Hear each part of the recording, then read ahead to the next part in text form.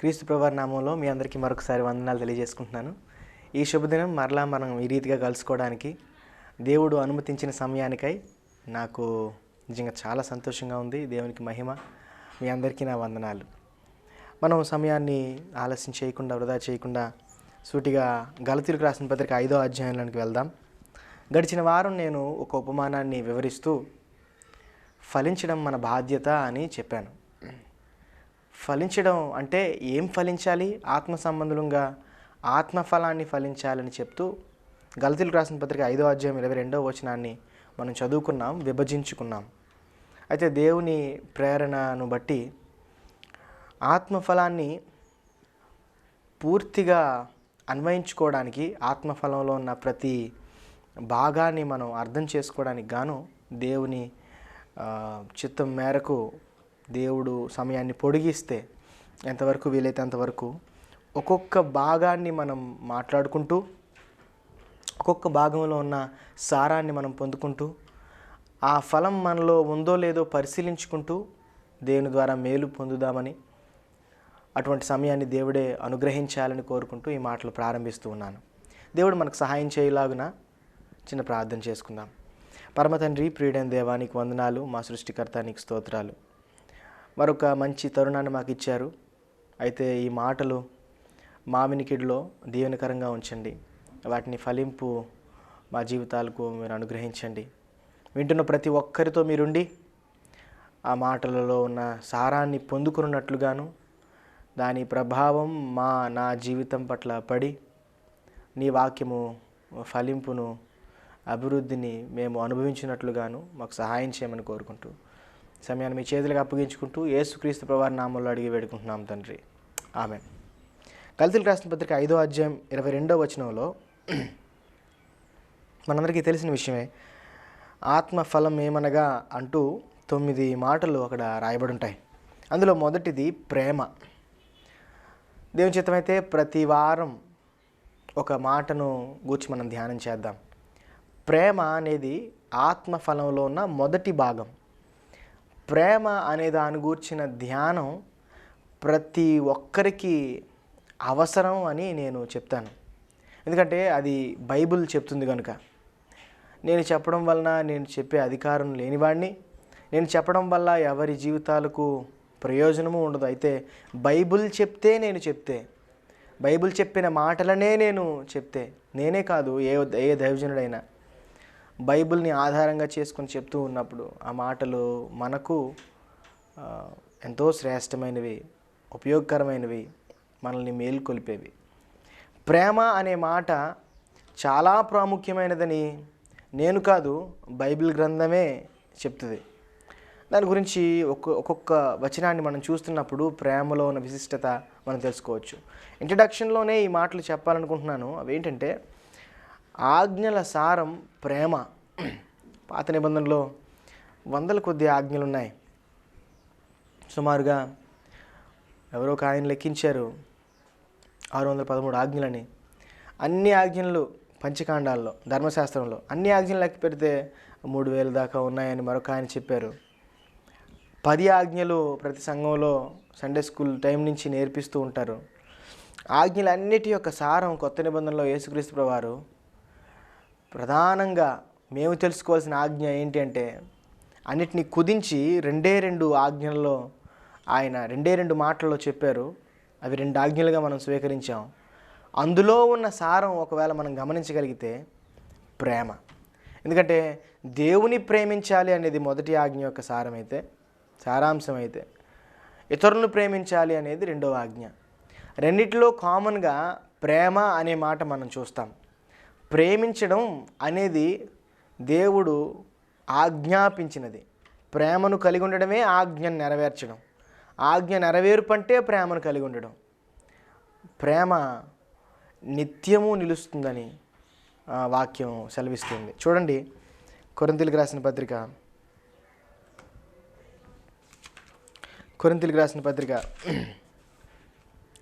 13వ అధ్యాయము 13వ వచనంలో, కాగా విశ్వాసము, నిరీక్షణ, ప్రేమ ఈ 3 నిలుచును, వీటిలో శ్రేష్టమైనది ప్రేమయే. 8వ వచనాన్ని కూడా చదువుతున్నాను. ప్రేమ శాశ్వత కాలముండును. ఈ మాటలు ప్రేమ ఎంత ప్రత్యేకమైనదో, ఎంత బలమైనదో మనకు తెలియజేస్తుంటాయి. ప్రేమకు మరణమంత బలం ఉందని మనం బైబిల్ గ్రంథంలో చదువుతాం. అన్నిటినీ తిప్పడం కాదు మన పని, అన్నిటినీ తెలుసుకోవడమే దేవుడు మనకు అనుగ్రహిస్తున్న ఈ సమయానికి మనం పొందుకుంటున్న విషయం. అయితే 14వ అధ్యాయంలో కూడా ప్రేమను గూర్చి మాట్లాడుతున్నాం కనుక 14వ అధ్యాయంలో ప్రేమ కలిగి ఉండుటకు ప్రయాసపడండి అని మనం చదువుతాం. అక్కడ 1 అని పెట్టి ఫుట్నోట్లో వెంటాడుడి అని ఉంటుంది. ప్రేమను వెంటాడుడి అని ఉంటుంది. ఈ మాటలన్నింటినీ మనం అర్థం చేసుకోవడానికి మరలా వాటిని నెమరు వేసుకుందాం, మరలా వాటిని జ్ఞాపకం చేసుకుందాం ప్రసంగంలోనే. అయితే ప్రారంభంలోనే నన్ను ఈ మాట చెప్పనివ్వండి. ప్రేమ మనం అనుకుంటున్న ప్రేమ లాగా కాదు, మన ఒపీనియన్లో ఉన్న ప్రేమ లాగా కాదు మనం ధ్యానించబోతున్న ప్రేమ. తెలుగులో ప్రేమ అనే పదం ఉంది, ఇంగ్లీష్లో లవ్ అని అన్నారు. అయితే వాస్తవానికి గ్రీకు భాషలో 4 పదాలు ఉన్నాయి. ప్రేమ అనే ఒకే పదాన్ని 4 పదాలను ట్రాన్స్లేట్ చేస్తే ప్రేమ అనే ట్రాన్స్లేట్ చేశారు. 4 రకాల ప్రేమలుగా వాటిని పిలుస్తారు. అందులో మొదటిది ఎరోస్ అని అంటారు. ఎరోస్ అంటే అర్థం ప్రేమే.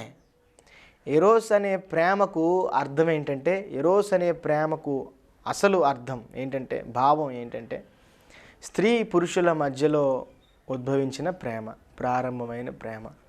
అది పెళ్ళి కాని స్త్రీ పురుషులనే కాదు, పెళ్ళైన స్త్రీ పురుషులైన స్త్రీ పురుషుల మధ్యలో ఉన్న ప్రేమను ఎరోస్ అని అంటారు.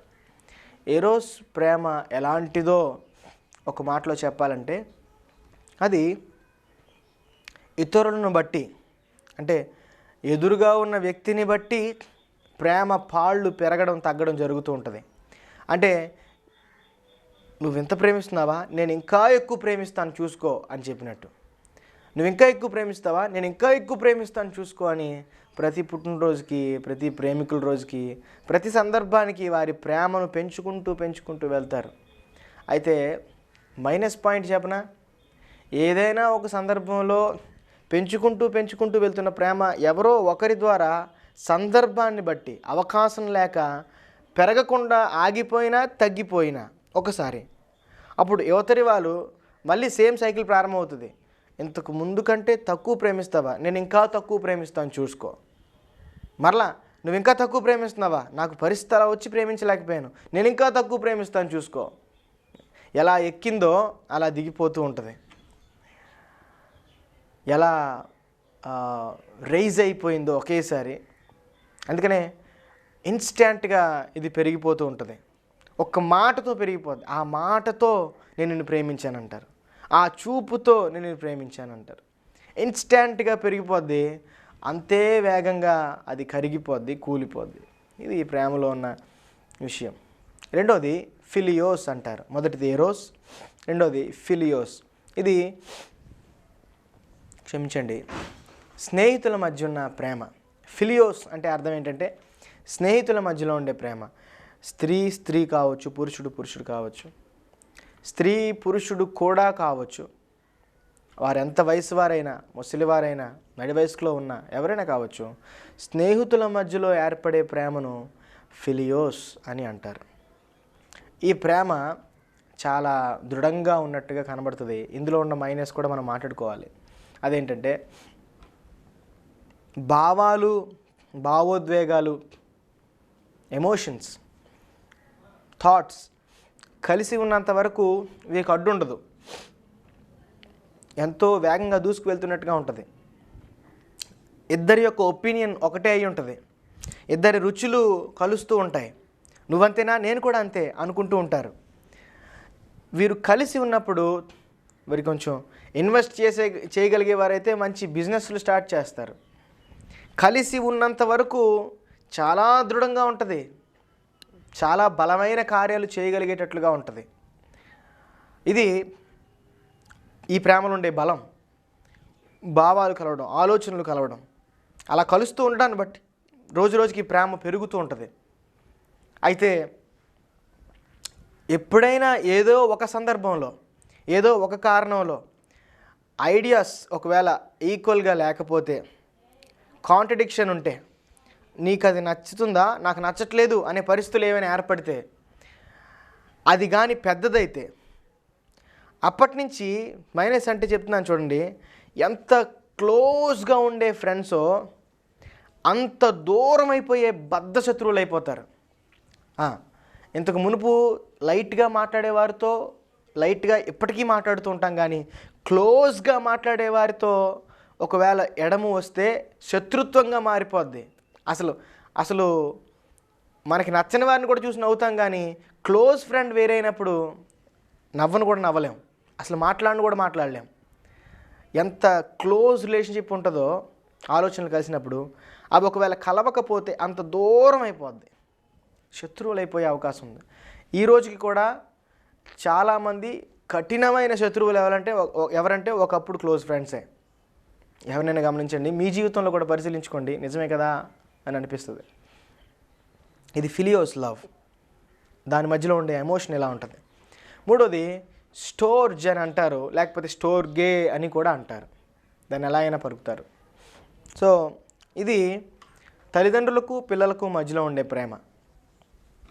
నాకు తల్లిదండ్రులు లేరండి అంటారేమో, మిమ్మల్ని పెంచిన వారు మీకు ఉండే ప్రేమ. మీ అన్నయ్యే పెద్దగా ఉన్నాడా, మీ సహోదరునికి మీకు మధ్యలో ఉండే ప్రేమ.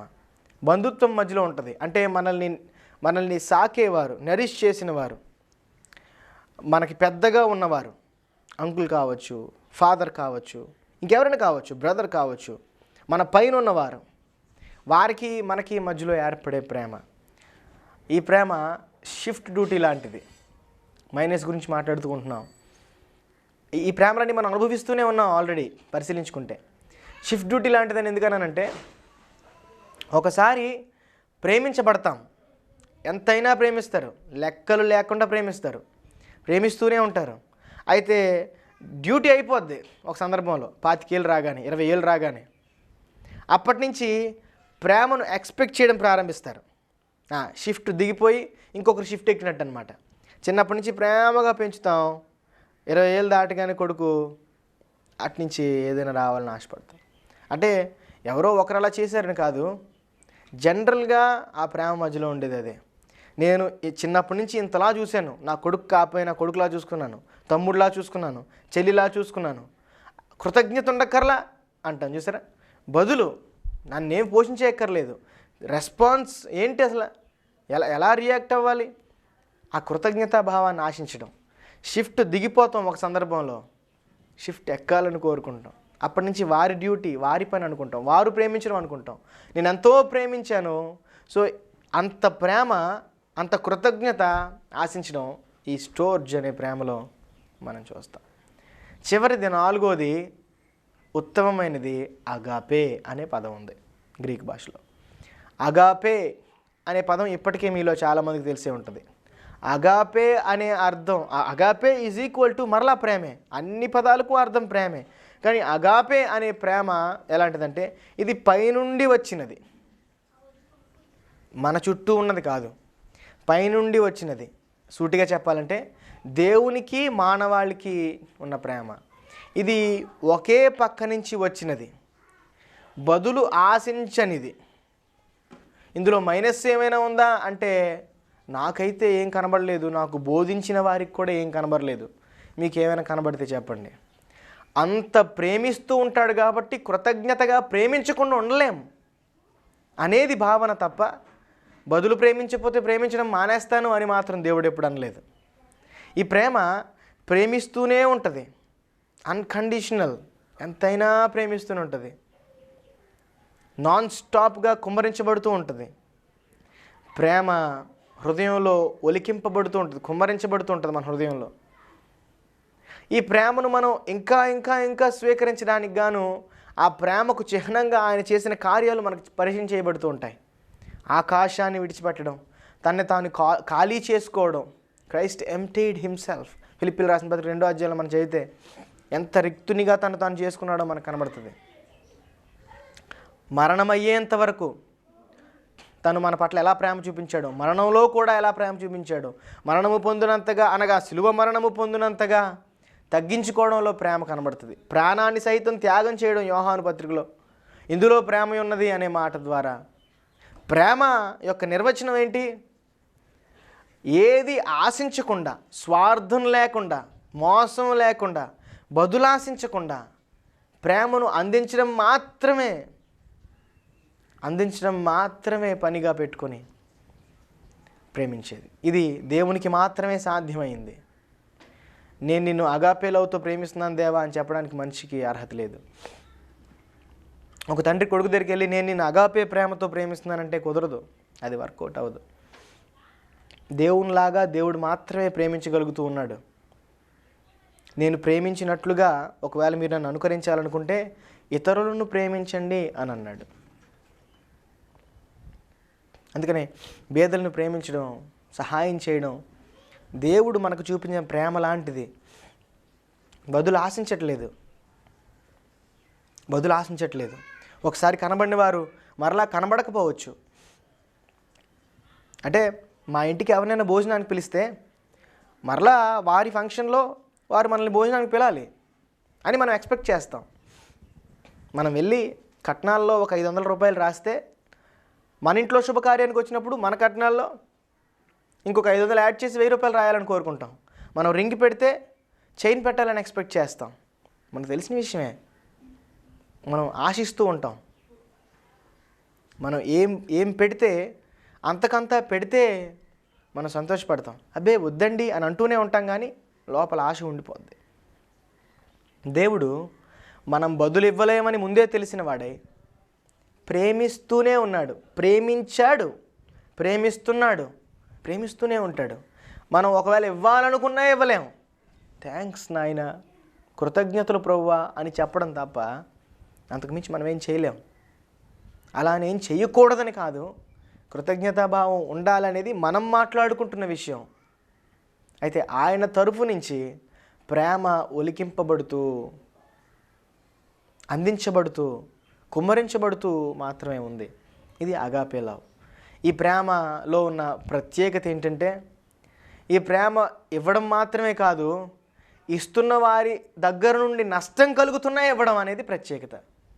సిలువలో ఆ సిలువ కార్యాన్ని మనం జరిగించినప్పుడు ఆ రాత్రి అంతా మనం గమనిస్తే 4 సువార్తల్లో చదివితే వెటకారం చేసేవారు కొంతమంది కనబడతారు, హేళన చేసేవారు కొంతమంది కనబడతారు, జుట్టుపట్టు లాగేసేవారు కొంతమంది కనబడతారు, ముళ్ళ కిరీటం పెట్టినవారు, నువ్వు నిజంగా దేవుడివైతే, నిజంగా రాజువైతే అనే మాటలు ఉచ్చరించడం మనకు కనబడుతుంది.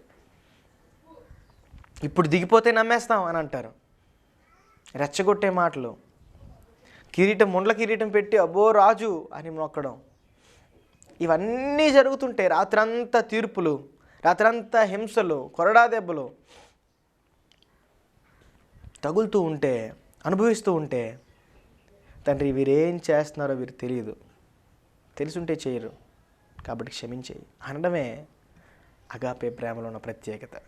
అలాంటి ప్రేమను చూపించే గట్స్ ఎవరికి లేవు. ఎవరు చూపించలేకపోతూ ఉన్నాం. చూపించబద్దులమై ఉన్నాం, చూపించలేకపోతూ ఉన్నాం. బదులాశించకుండా, స్వార్థం లేకుండా ఇచ్చుకుంటూ పోవడమే అనే ప్రేమ దేవుడు చూపించిన మాదిరి. అది ఆయన చేస్తున్నాడు. మనం నష్టపరిచినా, నాకు నీ ప్రేమ వద్దు అని హింసించినా మరలా ప్రేమిస్తూనే ఉన్నాడు. అది ఆ ప్రేమలో ఉన్న ప్రత్యేకత. సో ఈరోజు మనం మాట్లాడుకోబోతున్న మాటలు పై 3 ప్రేమల గురించి కాదు. ఈ వర్తమానం ఒకవేళ ఈ ఇంట్రడక్షన్ లేకుండా చెప్తే, ఇగో పాస్టర్ గారు ప్రేమించమన్నారు కాబట్టి ప్రేమిస్తున్నానని చెప్పి యవనస్తులు లేస్తున్నారు. ప్రేమ అంటే ఆ ప్రేమ గురించి నేను మాట్లాడలేదు. బదులాశించినది, దేవుడు చూపించిన ప్రేమ మనం కలిగి ఉందాం, అనుభవిద్దాం, దాన్నే పంచడానికి, అలాంటి ప్రేమను పంచడానికి ప్రయత్నం చేద్దాం. దాన్ని నేను కలిగి ఉన్నాను, పంచుతున్నాను అని చెప్పడం అబద్ధమేనేమో నాకు తెలీదు, దేవునితో మాట్లాడుకోండి. అయితే అలాంటి ప్రేమను గురించి ధ్యానం చేయాలంటే దేవుని ప్రేమే అని తెలుసుకోవాలి. అప్పుడు మరలా మనం కొరింథీయులకు రాసిన పత్రిక 14వ అధ్యాయం చదివితే మనకు అర్థమవుతుంది. ప్రేమ కలిగి ఉంటకు ప్రయాసపడుడి అని ఉంది. సో బైబిల్ ప్రకారంగా బైబిల్ బోధించే ప్రేమ కలిగి ఉండడానికి ప్రయాసపడాలి. లోక ప్రేమ లవ్ ఎట్ ఫస్ట్ సైట్, ప్రయాసం ఏమక్కర్లేదు, ఈజీగా కలిగే ప్రేమ. సులువుగా పుట్టే ప్రేమ లోకంలో నేర్పించబడిన ప్రేమ. ప్రయాసపడి సంపాదించుకోవలసినది, వెంటాడి పట్టుకోవలసినదేమో దేవుడు నేర్పించిన ప్రేమ. దేవుడు చూపించిన ప్రేమను కలిగి ఉండడానికి, చూపించడానికి ప్రయాస కావాలి, కష్టంతో కూడుకున్నదే. దేవుడు ప్రేమించినట్టుగా ప్రేమించడం అనేది పెద్ద టాస్క్. అది ఆయన అనుసరించడమే. అయితే ఇక్కడ మనకు పుడుతున్న ప్రేమ ఇన్స్టెంట్ లవ్, షార్ట్కట్లో వస్తుంది, షార్ట్కట్లో పోతుంది. ఇది ఆనందాన్ని, ఆహ్లాదాన్ని కలిగిస్తుంది, అది బాధ్యతను, భారాన్ని కలిగిస్తుంది. తేడా ఉంది. లోకంలో మనకు పరిచయమైన ప్రేమ, యేసు మనకు చూపించిన ప్రేమ రెండు ఒకటి కాదు. ప్రేమ కలిగి ఉండడానికి ప్రయాసపడి అనే మాట అందుకే వాడాడేమో. చూడండి, దేవుని ప్రేమ నువ్వు ఇంకా బాగా అర్థం చేసుకోవడానికి ఒక 4-5 విషయాలు చెప్తాను సమయాన్ని బట్టి. ఏం చేస్తుంది దేవుని ప్రేమ త్వరగా చూద్దాము. సామెతల గ్రంథం, నేనే బైబిల్ తిప్పుతున్నాను, ఒకవేళ బైబిల్ లేకుండా ఈ మాటలు వింటున్నవారు సహితం వాటిని చూసి తెలుసుకుంటారని, డైరెక్ట్గా వింటూ ఉండగానే ఆ మాటలు మీకు వినబడతాయని ఆశతో ఇలా చేస్తున్నాను. సామెతల గ్రంథం 10వ అధ్యాయము 12వ వచనం. పగ కలహమును రేపును, ప్రేమ దోషములన్నిటినీ కప్పును. దోషములన్నిటినీ కప్పడం అనేది ప్రేమలో ఉండే లక్షణం. 1 పేతురు పత్రిక 4వ అధ్యాయం 8వ వచనం కూడా చూద్దాం. 1 పేతురు పత్రిక 4వ అధ్యాయం 8వ వచనంలో ఏముందంటే, ప్రేమ అనేక పాపములను కప్పును. అనేక పాపములు, దోషములన్నీ. సో ప్రేమ చేయగలిగే మొట్టమొదటి పని ఏంటంటే, దేవుని ప్రేమ చేయగలిగే మొట్టమొదటి పని దోషాలన్నిటినీ కప్పడం, పాపాలను కప్పడం. అది దేవుని ప్రేమ చేసే పని. ప్రేమ దోషాలని వెలికి తీయకూడదు, పాపాలను గుర్తుంచుకోకూడదు. దేవుని ప్రేమ అలా చేయలేదు. దేవుని ప్రేమకు బయట ప్రేమకు ఉన్న తేడాలు అవే. సమయం గడుస్తూ ఉంది, నేను త్వరగా ఈ మాటలు చెప్పాలనుకుంటున్నాను. ప్రేమ దోషాలను, పాపాలను కప్పింది కాబట్టి ఉచితంగా మనం నెమ్మదైన మనసుతో, తేలికైన మనసుతో మనం దేవుని దగ్గరికి రాగలుగుతూ ఉన్నాం. పాపం ఇంకా ఆయన గుర్తుంచుకుంటే, దోషాన్ని ఇంకా కప్పకుండా కనబడుతున్నట్లుగా ఆయన ఉంచుకుంటే, మనం ఎప్పుడు దేవుని సన్నిధికి ధైర్యంగా వెళ్ళగలుగుతాం. హెబ్రీయులకు రాసిన పత్రికలో చెప్పినట్టుగా ధైర్యముతో ఆయన కృపాసింహాసనం దగ్గరికి ఎప్పుడు వెళ్తాం, ఎలా వెళ్ళగలుగుతాం? మనకంత ధైర్యం ఎక్కడిది? అది మనం ఆలోచించాల్సింది. ప్రేమ చేసే మొట్టమొదటి పని, అది మన మొట్టమొదటి విజయం. రెండో విషయం చెప్తున్నాను. కొరింథీయులకు రాసిన పత్రిక, 2వ కొరింథీయులకు రాసిన పత్రిక, కొరింథీయులకు రాసిన 2వ పత్రిక 5వ అధ్యాయం, అక్కడ ఒక మంచి మాట ఉంటుంది. 5వ అధ్యాయము చూడండి, 14వ వచనం. క్రీస్తు ప్రేమ మమ్మును బలవంతము చేయుచున్నది. క్రీస్తు ప్రేమ మమ్మను బలవంతం చేయుచున్నది. కింద ఉన్న ఎక్స్ప్లెనేషన్ మీరు తర్వాత చదవండి, సమయం లేదు. అక్కడ ఏంటుంటుందంటే, మీరు మమ్మల్ని ఏమైనా చేయండి, ఏమైనా చేసుకోండి, యేసుక్రీస్తు ప్రభువారు మా పట్ల చూపించిన ప్రేమ మమ్మల్ని బలవంతం చేస్తూ పరిచర్య చేసేలా చేస్తుంది. ఎవరో చెప్తే, ఎవరో ఆర్డర్ చేస్తే డ్యూటీ చేయట్లేదు మేము. క్రీస్తు ప్రేమ బలవంతం చేయడం. ఇందాక నేను చెప్పాను చూసారా, మనం బదులుగా ఏమీ ఇవ్వక్కర్లేదు వాస్తవానికి. కానీ క్రీస్తు ప్రేమ ఎలాంటిదంటే, అది ఎంత ఎక్కువ అంటే, అది బదులుగా ఇవ్వకుండా ఉండలేనంత ఎక్కువ. నీకు ఇస్తాను, మరలా నువ్వు ఇస్తావా అని అడగడు ఆయన. ఆయన ఇచ్చేస్తూ ఉంటాడు. నిండిపోయిన కుండకు ఆప్షన్ లేదండి బయటకు ఒలిగిపోవడం తప్ప. ప్రేమ హృదయం నిండా నిండిపోతే అది పంచడం తప్ప వేరే ఆప్షన్ లేదు. నీకు కొంత ఇస్తాను, నువ్వు కొంత ఇస్తావా కాదు, ఆయన ఇస్తూనే ఉంటాడు. మనం ఇచ్చేవారిగా మారిపోతాం. బలవంతం చేస్తుంది. కొడితే కొట్టుకోండి, దేవుని ప్రేమ మమ్మల్ని బలవంతం చేస్తుంది. అది దేవుని ప్రేమలో ఉన్న లక్షణం. అందుకని క్రైస్తవులు ఇల్లు వదిలి బయటకు వచ్చి సువార్త చెప్పకుండా ఉండలేకపోతూ ఉన్నారు. ఎవరండి మీకు జీతం ఇస్తున్నారు, ఏ దేశం నుంచి వస్తున్నాయి అంటున్నారు. ఏమక్కర్లేదు, ఎవ్వరు ఏ దేశం వారు ఇవ్వనక్కర్లేదు. క్రీస్తు ప్రేమ బలవంతం చేసింది. మాకు తెలిసిన ఈ మంచి విషయాన్ని చెప్పకుండా ఉండలేము అని సూటిగా సమాధానం చెప్పబద్దులమై ఉన్నాం. దేవుని ప్రేమ మన ఇంటర్నల్గా ఉన్న పాపాలను దోషాలను కడిగింది. దేవుని ప్రేమ ఎక్స్టర్నల్గా చేయాల్సిన సువార్త కొరకు ప్రేరేపణనిచ్చింది. మూడోది, చివరిది, యోహాను పత్రిక 4వ అధ్యాయము, మొదటి యోహాను పత్రిక 4వ అధ్యాయము 18వ వచనం చదువుతున్నాను. ప్రేమలో భయం ఉండదు. అంతేకాదు పరిపూర్ణ ప్రేమ భయమును వెళ్ళగొట్టును. ప్రేమలో భయం ఉండదు. ఇంకా కొన్ని విషయాలు ఉన్నాయి కానీ మన సమయ పరిధిని బట్టి ఇక్కడికి ముగించాల్సి వస్తుంది. ప్రేమలో భయం ఉండదు, ఇది మూడో విషయం. ఎందుకని ఈ మాట చెప్తున్నానంటే, నేను ముగించబోతున్నాను. ఈ లోకంలో ఉన్న ప్రేమలో భయం ఉంది. ఎవరేమంటారో, ఎవరు చూసేస్తారో, ఎవరు చేస్తారో భయపడుతూ నక్కుతూనే ప్రేమలో ఉన్నవారు ఉంటూ ఉన్నారు. ఎవరినైనా గమనిస్తే దేవుని ప్రేమించిన వారు ధైర్యంగా, పరిపూర్ణ ప్రేమ భయమును వెళ్ళగొట్టును అని ఉంది. ధైర్యంగా రావడం. ప్రేమ ధైర్యాన్ని కలిగించాలి. దేవుని ప్రేమ ధైర్యాన్ని కలిగిస్తుంది, లోక ప్రేమ భయాన్ని కలిగిస్తుంది. 3 విషయాలు. అంతరంగాన్ని కప్పుతుంది, భరించేటట్లుగా ఆయన భరించాడు కనుక. రెండవది, మనం బహిరంగంగా బలవంతం చేయబడుతూ సువార్త చేయగలుగుతాం. మూడోది ఏంటి? మనం భయం లేకుండా ధైర్యంగా బ్రతకగలుగుతాం. ఎందుకు మీకు అంత ధైర్యం? ఎవరిని చూసుకొని అంత ధైర్యం అంటే, దేవుని ప్రేమను చూసుకొని. దేవుని ప్రేమలో ఉన్నప్పుడు భయం ఉండదు. మేము చాలా ధైర్యవంతులం, ఎందుకంటే దేవుడు మమ్మల్ని ప్రేమించాడు కనుక. బలవంతుడైన దేవుడు బలవంతం చేసిన భయాన్ని పోగొట్టి తన పరిచర్యను చేస్తున్నాడు. పైగా మన భారాన్ని భరించాడు. అందుకని మనం సెట్ ఫ్రీ అని అంటారు. మనం క్షేమంగా విడిపించబడిన వారంగా ఉన్నాం. భయం లేకుండా దేవుని కోసం బ్రతుకుదుముగాక. ఈ మాటలు దేవుని ప్రేమతో మనల్ని నింపునుగాక. చిన్న ప్రార్థన చేద్దాం. పరిశుద్ధానికి వందనాలు చెల్లించుకుంటున్నాం. మేము విన్న ఈ మాటలు మా వినికిడికి, మా హృదయానికి మేలు చేసేవిగా ఉంచమని కోరుకుంటూ, నీ ప్రేమతో మమ్మల్ని నింపమని కోరుకుంటూ, నీ కృపలో మమ్మల్ని బలపరచమని కోరుకుంటూ, యేసుక్రీస్తు ప్రభువారి నామములో అడిగి వేడుకుంటున్నాం తండ్రి. ఆమేన్.